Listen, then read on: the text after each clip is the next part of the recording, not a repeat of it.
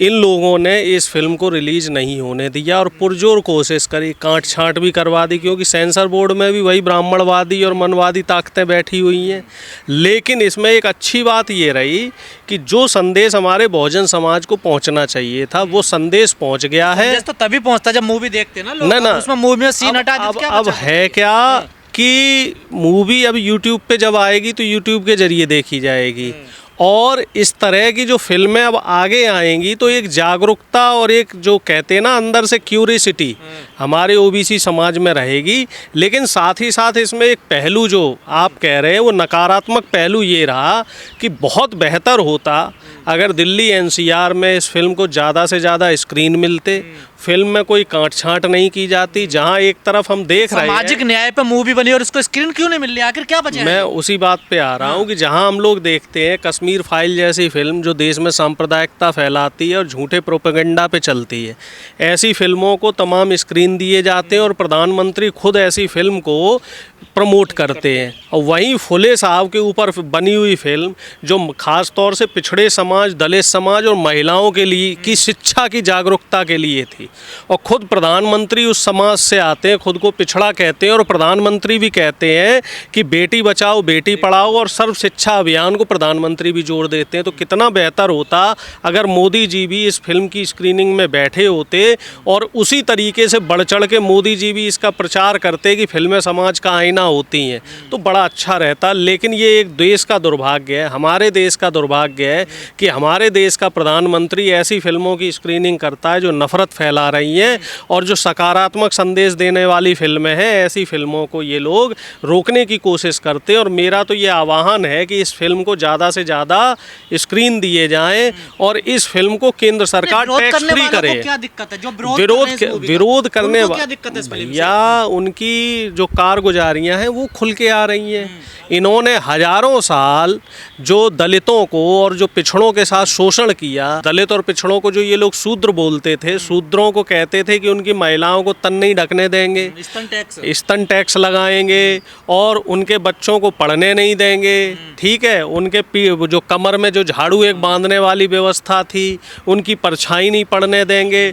और जो सावित्रीबाई फुले जी जो बताते हैं, जो हमारे बुजुर्ग बताते हैं, हमारे बाबा दादा बताते रहे कि जब वो स्कूल के लिए जाती थी तो रास्ते में जो ब्राह्मणवादी व्यवस्था के सोच के जो लोग थे वो लोग उन्हें स्कूल तक जाने नहीं देते थे, उनके ऊपर गंदगी फेंकते थे, गोबर फेंकते थे, मैला फेंकते थे, और उनको कई बार तो कई साड़ियाँ बदल के पहुँचना पड़ता था। और फिर जब स्कूल खुल गया तो कुछ लोग ये भी कह रहे थे कि जो दलित और पिछड़ों की जो बेटियाँ हैं, बच्चे हैं, उनको स्कूल में नहीं जाने देते थे, घर से नहीं निकलने देते थे ये लोग। तो उस निर्मम सच्चाई को दिखाया गया है किस तरीके से वो दौर था आज से 100-150 साल पहले का कि जब देश की जो 90% आबादी है जो मुख्य धारा में नहीं आ पा रही थी, उनको पढ़ने नहीं दिया जा रहा था, उनको घर से निकलने नहीं दिया जा रहा था। और ये जो ब्राह्मणवादी व्यवस्था, मनवादी व्यवस्था के जो लोग हैं, ये लोग ये चाहते थे कि ये सिर्फ समाज की गंदगी ढोएं, समाज में जो मजदूरी का काम है, जो गुलामी का काम है, जो दास बनने का काम है, वो काम करें, और महिलाओं को सिर्फ भोग विलास की वस्तु माना जाता था और ये माना जाता था कि महिलाएं सिर्फ घर में काम करने के लिए। 21वीं सदी में मनुवादियों को अपने इतिहास से डर लगता है क्या?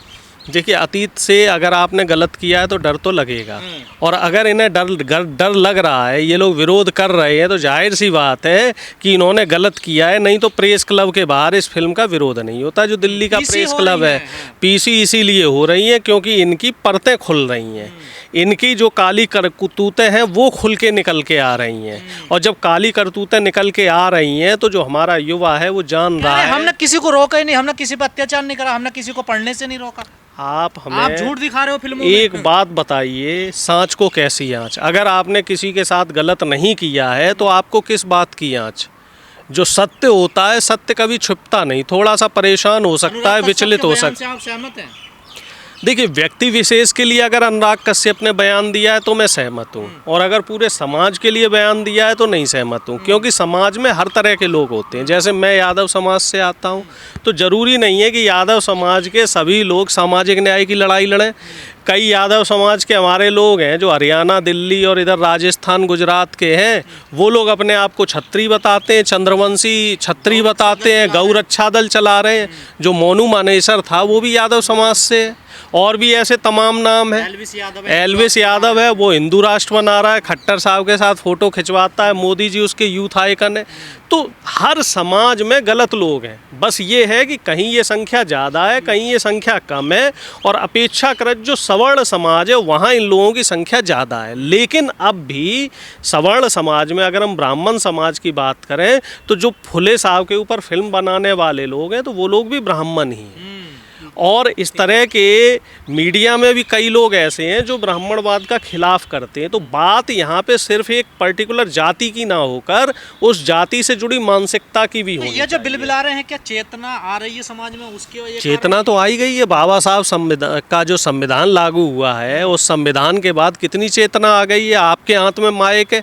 अगर संविधान लागू नहीं होता तो एक बहुजन आदमी, बहुजन पत्रकार के हाथ में माइक होता क्या? किसी एक बहुजन साथी को जो दलित या अति पिछड़े समाज से आता है उसे पत्रकारिता करने देते? इस पे तो मोनोपोली ब्राह्मणों की थी, सवर्ण लोगों की थी। आप बताओ, आज से 50 साल पहले कितने दलित और कितने अति पिछड़े मीडिया में थे, और अब देखो, अब जो सोशल मीडिया है या फ्रीलांसिंग जो पत्रकारिता जो जिसे हम जर्नलिज्म कहते हैं कर रहे हैं, उसमें 50% बहुजन समाज के लोग हैं। तो ये सामाजिक चेतना है और सामाजिक जागरूकता है, और ये बाबा साहब, भीमराव अंबेडकर, फुले साहब, पेरियार साहब, ऐसे लोगों का संघर्ष है जो अब तीसरी चौथी पीढ़ी में आके जिसका फल हम लोगों को देखने को लंबी है। लेकिन डॉक्टर साहब, जो फुले दंपत्ति रहे हैं हमारे देश में, उन्होंने जो शिक्षा के लिए काम किया था, जागृति लाए वो शिक्षा को लेकर, तो उनका विरोध क्यों हो रहा है? देखिए, ऐसा है, उन्होंने एक व्यवस्था को ललकारा था, उन्होंने एक मोनोपोली को ख़त्म करने का कोशिश किया था। वो मोनोपोली कौन सी थी? उन चंद लोगों की मोनोपोली जो देश पे शासन कर रहे थे और देश की जो अधिकांश जनसंख्या है उसको गुलाम समझते थे। अब जब आपने उस कुचक्र को तोड़ा है फुले साहब ने, तो जब वो कुचक्र तोड़ा गया तो वो संघर्ष भी याद किया जाएगा, किस तरीके से उनके ऊपर अत्याचार हुआ, किस तरीके से उनको प्रताड़ित किया गया, और प्रताड़ित करने वाले कौन लोग थे उनके नाम भी आएंगे। जब उनके नाम आएंगे तो अब जो इनके आगे जो आ रही है नई पीढ़ी, तो इनको तकलीफ़ तो होगी ही कि हमारे जो पुरखों ने जो कुकर्म किए हैं उन कुकर्मों की वजह से इनको नीचा देखना पड़ रहा है। और आदमी क्या है, हर आदमी अपनी नाकामी को बर्दाश्त नहीं कर पाता, अपनी कमियों को बर्दाश्त नहीं कर पाता। असली पीड़ा इस बात की है। अगर सिर्फ फुले साहब का संघर्ष दिखाया जाता है कि फुले साहब ने ये अच्छा काम किया तो इन्हें दिक्कत नहीं होती। फिल्म में ये भी दिखाया गया कि ये काम करने के पीछे जो रोकने वाले लोग थे, जो इनको परेशान करने वाले लोग थे, जो ये 5000 साल पुरानी व्यवस्था है, उस व्यवस्था को ललकारा गया है इस फिल्म में। जय भीम जैसी फिल्मों में इस व्यवस्था को ललकारा गया है। वो तो ऐसा है कि जो फिल्म जय भीम जहाँ रिलीज हुई थी वहाँ सामाजिक चेतना अपेक्षाकृत ज़्यादा है, वहाँ जो द्रविड़ आंदोलन, बहुजन आंदोलन है, उससे ज़्यादा लोग जुड़े हुए, इस वजह से उस फिल्म में काट छांट नहीं हुई। जो समाज की ठेकेदारी, समाज की ठेकेदारी जो चंद लोगों ने ले रखी थी, फुले साहब ने वो ठेकेदारी ख़त्म करी, बाबा साहब ने वो ठेकेदारी ख़त्म कर दी कि ब्राह्मण ही पढ़ने पढ़ाने का काम कर सकता है। हम आप जैसे लोग क्या करेंगे? मेहनत मजदूरी ही कर सकते हैं, इनकी गुलामी कर सकते हैं। महिलाएं घर से बाहर निकल नहीं सकती, इनकी सेवा करेंगी। दिक्कत ये है, अब महिलाएं जज बन रही हैं, महिलाएं आईपीएस बन रही हैं, आईएएस बन रही हैं, संविधान और बाबा साहब के संविधान की वजह से और फुले साहब की संघर्ष की वजह से, जो फुले दंपत्ति का संघर्ष था। अब ये बराबरी में पहुँच के सवाल कर रहे हैं। तो जो ये मनवादी व्यवस्था है, इनके अहंकार को ठेस पहुंच रही है, इस वजह से ये तकलीफ हो रही है। असली तकलीफ ये है। पर अब मूवी तो रिलीज हो गई, देखिए मूवी रिलीज हो गई और संदेश भी पहुंच गया, और ऐसी फिल्में और भी रिलीज होंगी। अभी तो और महापुरुष हैं जिनके संघर्ष पे फिल्में आना बाकी है, और फिल्में आएंगी। मान्यवर कांसीराम पे भी फिल्में आएंगी। तो मनुवाद पे एक बड़ी चोट है ये फुले फिल्म। बिल्कुल चोट है।